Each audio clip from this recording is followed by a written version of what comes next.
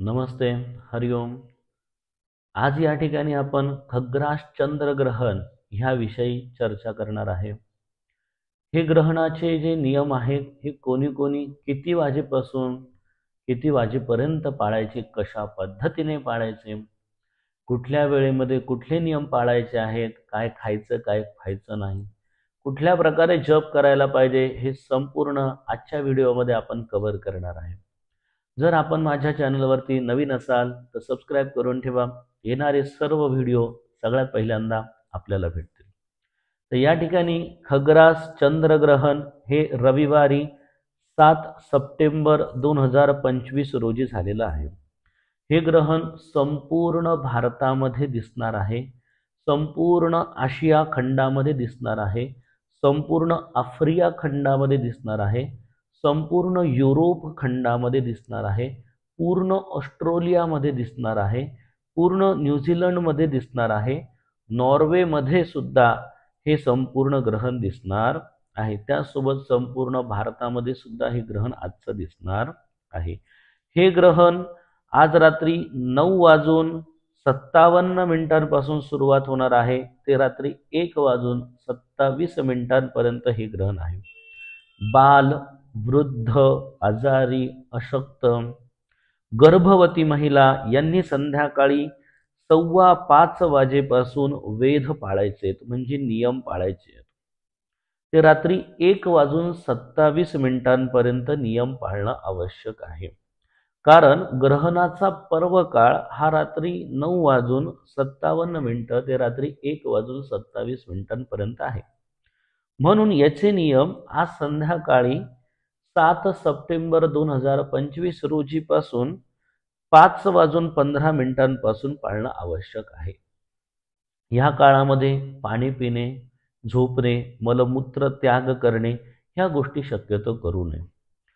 एकदमच गरज पडली तर गर्भवती महिलांनी पाण्यामध्ये तुळशीचं पत्र टाकूनच पाणी प्यावं, हे नक्कीच आपल्याला फायदा देईल। ज्या ज्या लोकांना शक्य होणार नाहीये त्यांनी 9:57 ते 1:27 ह्या काळामध्ये सगळ्यात महत्त्वाचे नियम पाळणं आवश्यक आहे। ह्या काळामध्ये ज्या ज्या लोकांना शक्य होणार आहे, बाल, वृद्ध, आजारी, गर्भवती अशांनी 4:15 वाजेपासूनच संध्याकाळी नियम पाळायचे आहेत। ह्या काळामध्ये कापणे, चिरणे, शिवणे, पिळणे अशा कुठल्याही गोष्टी गर्भवती महिलांनी करायच्या नाही। गर्भवती महिलांनी पायाची आडी घालून बसायची नाही। पाणी पिताना त्याच्यामध्ये तुळशीचं पत्र टाकूनच आपण पाणी प्यायचं। शक्य असेल तर देवघराजवळ बसून आपण भगवंताचं नामस्मरण करायचं। जर शक्य असेल तर आपण झोपू नये। झोपण्यासाठी जर बघायचं असेल तर ग्रहणाचा पर्व काळ 9:57 ते रात्री 1:27 ह्या काळामध्ये तर आपण झोपायला नाही पाहिजे। जर शक्य असेल तर आपण हे पाळू शकता, नाही शक्य झालं तर मग जेवढं पाळता येईल, कापणं, चिरणं, भगवंताचं नामस्मरण, पायामध्ये आडी घालून न बसणं, एवढ्या गोष्टी तर नक्कीच तुम्ही पाळायला पाहिजे।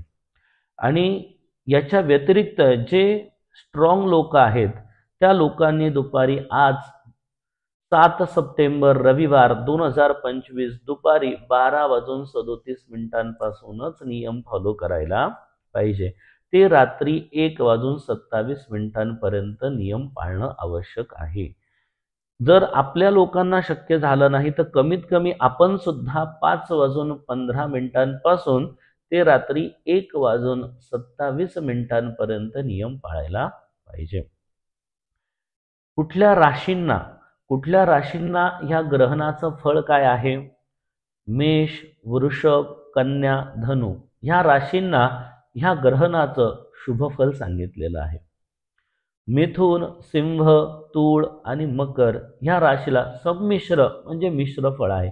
चांगलं एवढं खास पण नाही, एवढं खास वाईट पण नाही, म्हणजे संमिश्र फळ आपल्याला भेटणार आहे। कर्क, वृश्चिक, कुंभ आणि मीन ह्या राशींना अनिष्ट फल आहे। तर आपण कर्क, वृश्चिक, कुंभ आणि मीन ह्या राशीचे असाल तर आपण हे ग्रहण चुकीने सुद्धा बघू नये।